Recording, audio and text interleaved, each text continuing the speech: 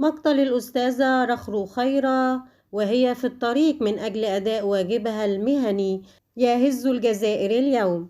جريمة نقراء راح ضحيتها أستاذة الرياضيات رخرو خيرة وهي في طريقها إلى متوسطة جلال عبد القادر مسيد صبيحة هذا اليوم، حيث هجم عليها المعتدي ويقال أنه زوجها بسلاح أبيض بطعنات غادرة، وأمام الناس أدت إلى مفارقتها للحياة في عين المكان بعد قتلها. يرمي القاتل بنفسه في بئر ثم يتوفى فيه مباشرة. وبحسب ما ورد إلينا من مصادرنا، أسباب الجريمة هي مشاكل عائلية بين الزوجين.